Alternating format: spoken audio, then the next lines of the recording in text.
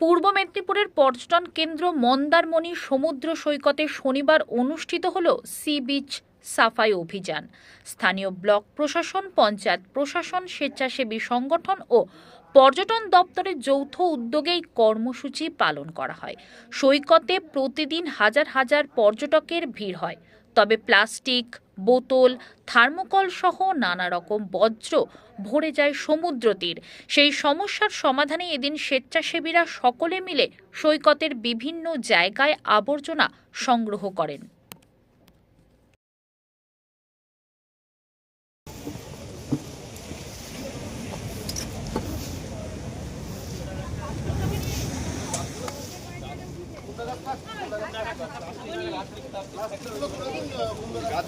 গাছগুলো থাকে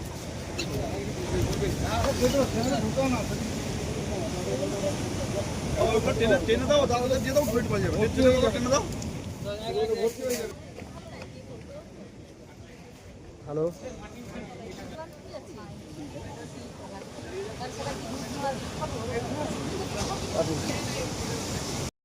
বীজ ট্রেনিং ডে হলো, এখানে বিভিন্ন কর্মসূচিও দেওয়া হয়েছে বীজ পরিষ্কার করার জন্য।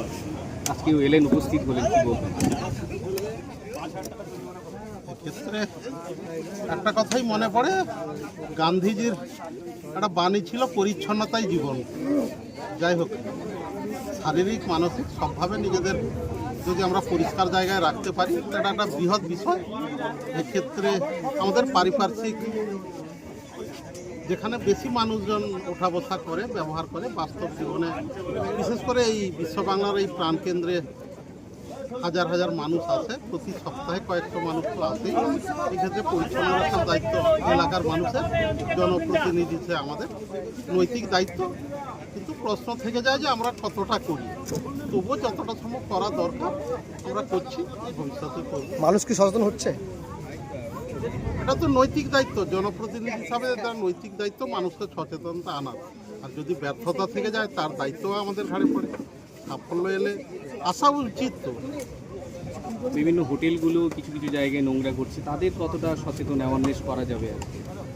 এক্ষেত্রে কয়েক বছর আগে, মানে অল্প 2-4 বছর আগে এটা গড়ে উঠেছে।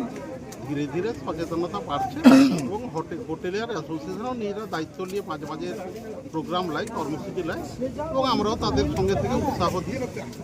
তারা তুলনামূলকভাবে পরিচ্ছন্নতার দিকটা একটু গুরুত্ব দিয়ে দেখছে। আপনার নাম? আমার নাম শেখ সিরাজউদ্দিন, মৎস্য প্রাণী সম্পদ কর্মাধ্যক্ষ, রামনগর 2। কর্মসূচি হচ্ছে আজকে কর্মসূচি বলতে ন্যাশনাল যে বিচ ক্লিন ডে আছে আর কি, সারা ভারতবর্ষ জুড়ে আমাদের সমস্ত যে বিচগুলো আছে, সমুদ্র উপকূলবর্তী সেসব জায়গা আছে, পর্যটন কেন্দ্রগুলি আছে, আজকে সেই ক্লিন ডেতে আমরা রামনগর 2 নম্বর ব্লকের পক্ষ থেকে পঞ্চায়েত সমিতি এবং পঞ্চায়েতে ব্লক প্রশাসনের উদ্যোগে এবং কালিন্দী গ্রাম পঞ্চায়েতের উদ্যোগে আজকে আমরাও সেই কর্মসূচিতে অংশগ্রহণ করেছি। এটা তো স্বাভাবিকভাবে ব্যাখ্যা করার দরকার নেই। আজকে পৃথিবীর যে সভ্যতার সাথে সাথে আমরা অনেকটাই পিছিয়ে পড়ছি, কারণ আগামী দিনের এই পৃথিবীকে সুন্দর রাখার জন্য, আমাদের উত্তরাধিকারীদের সুন্দর রাখার জন্য, আমাদের বিভিন্ন জীবদের রক্ষা করবার জন্য যে আমরা অনেকটাই সেই জায়গা থেকে অনেকটা পিছিয়ে গেছি। কারণ আগামী দিন যদি সুন্দর না থাকে, পরিষ্কার পরিচ্ছন্নতা না থাকে, তাহলে অনেক জীবই কিন্তু সেখানে আমাদের পৃথিবীর থেকে হারিয়ে যাচ্ছে। তো এই সব কারণে আমাদের পৃথিবীকে রক্ষা করবার জন্য যে কৃত্রিমভাবে পৃথিবীর অনেক জিনিস তৈরি হয়ে গেছে, স্বাভাবিক অবস্থাকে নষ্ট করা হয়েছে। আজকে যদি আমরা প্লাস্টিক বা ইত্যাদি, যারা পর্যটন কেন্দ্রে আসেন, সারা ভারতবর্ষের মানুষ এই মন্দারমণি, দীঘা, তাজপুর, আপনাদের শঙ্করপুর, বিভিন্ন পর্যটন কেন্দ্রে তারা বেড়াতে আসে।